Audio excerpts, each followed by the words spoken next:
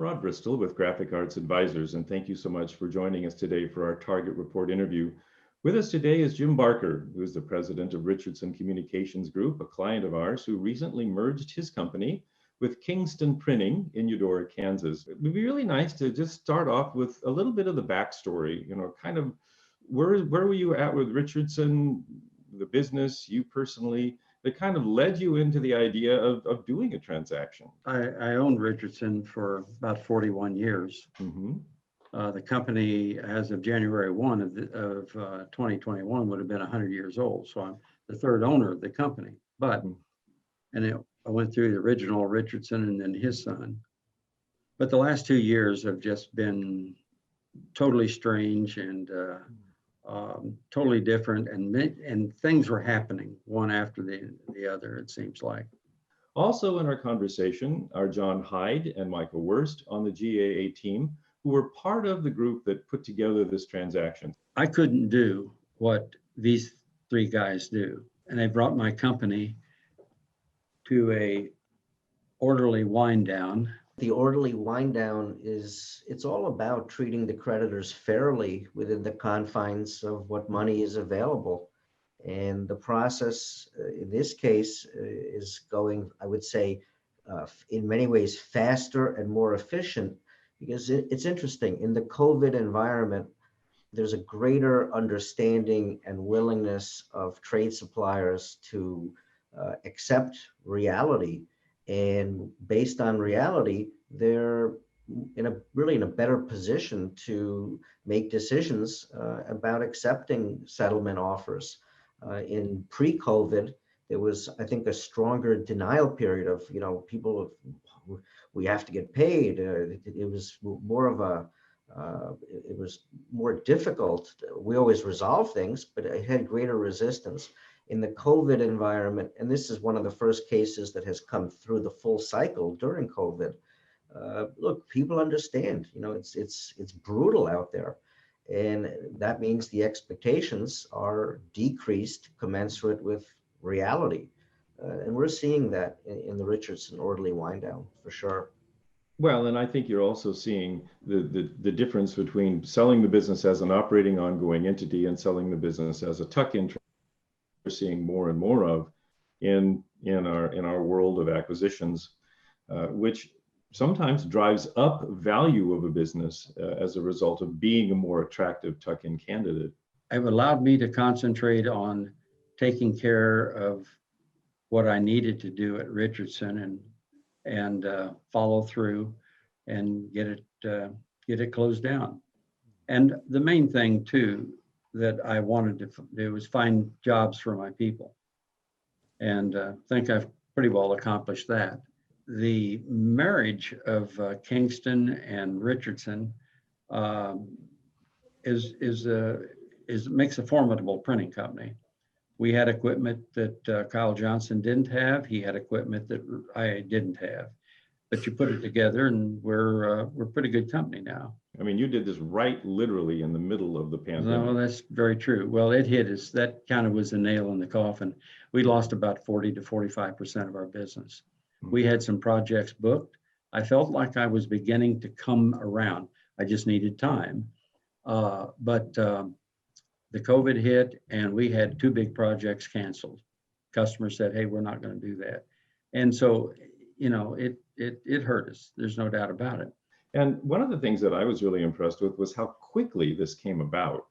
I mean, a typical deal in our world, it can be 6 months to 9 months, sometimes as long as a year.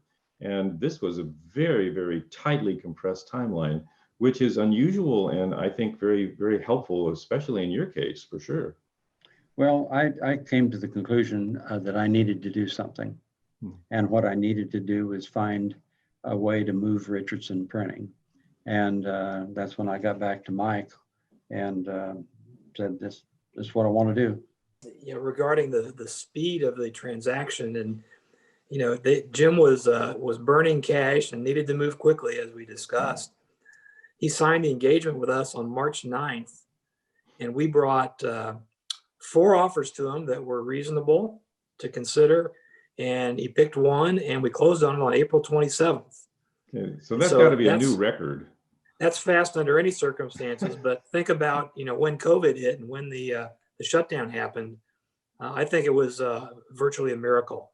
The GAA team arranged for Kyle to look at Richardson and come on board. And talking with Kyle, I said, if we're going to do it, now's the time to do it when business has slowed down. We've got the time to do it. And I think we pretty well made it too, and reached our time frame, followed through on everything. Are you people happy? Yeah. As they said, we thank you for what you've done, and we never missed a paycheck. I got a letter from one of my employees' wives that it was too emotional. I couldn't finish reading it when I got it. She was thanking me for everything that I had done, and appreciated what I've done. So that made me feel good. Joy of being a privately owned business, for sure. Yeah. So you talk about an orderly wind down. So can you give us a little sense of what that's like? What does that mean? And John, if you want to jump in, since you're our orderly wind down guy, please feel free. John's too. the one that taught me that phrase. Yeah, right. Yeah. Not a lot of people know even what an orderly wind down means. So I viewed it as there was organization, and I had somebody else helping me organize it and kind of coaching me what to do, and taking care of customers, when to send the letters, how to handle the creditors, and John's still doing that, and doing the PR along the way a little bit. The existence of the orderly wind down in this case, gave Kingston some, confidence that they weren't going to have any residual issues or garbage to deal with. That made it a real clean transaction. No successor liability issues. They could just take the employees, take the sales, serve the customers, and move on, and left it to John and GAA to handle all the messy stuff. any advice for other print owners going through the same kind of things that you've been going through? If you don't have a direct place to look at your business, get with somebody and get help in finding a home for your employees and your customers. Anything that you would have said, Well, I wish I'd done it differently? I saw some things that I thought would future happen.